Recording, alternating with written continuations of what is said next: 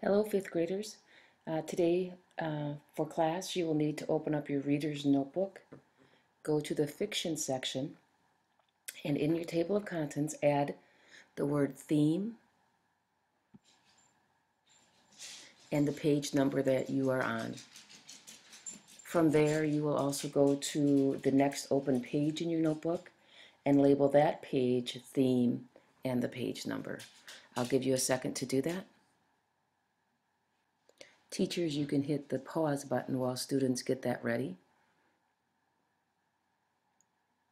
Well, have you noticed on the smartboard here, I have changed our lesson, or our slide, excuse me, um, to ask you what is theme. After you read a story, you should be able to state the theme of a story. So what is it? Many of you will be very aware that the theme is, after we discuss it a bit, you've often read books, whether they're picture books or chapter books, and all of them will contain a theme. You will notice here the theme is a message or a lesson that the author wanted you to take away from the story. Okay, so what could be possible ideas for a theme? Themes could be giving is better than receiving, family and friends are worth more than money, treat others the way you want to be treated, be careful what you wish for, good things come to those who wait, don't judge a book by its cover. This all seems a little bit fuzzy right now, so let's actually plug some books into these actual themes. The one that I'm thinking of right now that just pops into my head is on the theme, be careful what you wish for.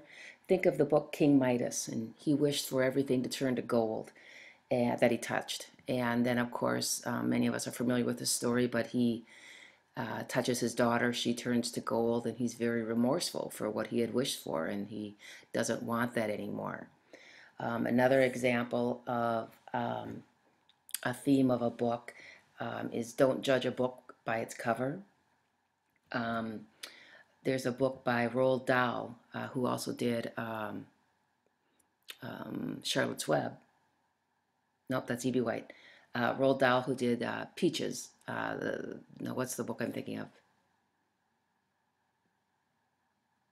I can't think of it right now. But anyway, he wrote a book called Matilda, and she's a small young girl, but she's smarter than people 5 times her age, and her parents and stuff don't believe her and things like that. And at the end of the book, you realize that Matilda is very valuable. Another book with that same type of thing or theme is Don't Judge a Book by Its Cover is The Brand New Kid by Katie Couric. And it's basically the theme of that book is giving someone who's new to your school and who's different a chance. You don't necessarily know all their qualities and worth until you get to know them. Giving is better than receiving, that theme. Think of the book Rainbow Fish. Many of you had that read to you when you were in the lower grades. Rainbow Fish ends up giving away his scales and finds out that he's actually happier after he has given away those scales. So basically, most books, or all books, chapter books, picture books, whatever, will all have a theme. And the theme doesn't have to be the same for you that it is for me. You could have a different message that you get from a book after you read it than maybe somebody else does. It's not necessarily different. So going back, how do you find a theme? In a little bit, you're going to be getting a worksheet, and on that worksheet, it's going to look like this. And you're going to put it into your reader's notebook. And the skill that we're working on right now is theme. And what you're going to do is write down some of the common themes that I gave you. Giving is better than receiving, family and friends are worth more than money, treat others the way you want to be treated, etc., etc., etc. And then at the bottom here, I know the theme of this book is blank because blank. Okay, so now we need to figure out how to determine a theme.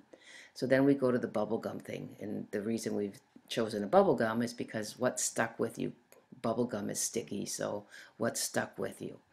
Okay, each of these bubbles, you're going to write a theme idea or how to determine a theme.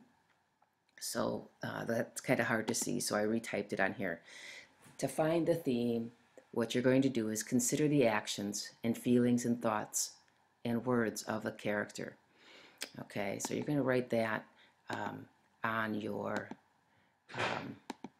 one of your first bubbles. Oops, see if I can make a straighter line next time. Okay, so that's number one. Then, so you're considering the actions, the feelings, the thoughts, the words. The characters are going to give you lots and lots of clues for that. Then ask yourself, what did the characters learn? Okay, was there something that they learned from all the troubles and tribulations and things they had to go through in the book? Okay, ask yourself, what lesson should I learn? A theme is often inferred, and that's a word we haven't used a whole lot this year, but you'll become very familiar with it. Inferred is taking all the information that you're aware of, that from your background knowledge, from what the character does, from what the author and illustrator shows you, and what you can take from that. Okay? Again, it's the central idea or the message. And again, I said a book can have more than one theme. So what is a theme for you may be different for me. Okay, because we have different life experiences, different emotions, different things like that. So now going back to what that page will look like when you're totally done. Again, all of our bubbles have different things here that we've discussed, some possible themes. And then what I would suggest you to do if you finish early is to think of different books that you have read. And from there, try to come up with possible themes and share those maybe in groups. Get together with a partner, get together with your table groups, and think of common books that you've either read or your teacher has done as a read aloud, whether it's Charlotte's Web, whether it's the one that you're currently doing, Maniac Magee or Skinny Bones. What's the theme? What's the message that the author's trying to give you? All right. Good luck.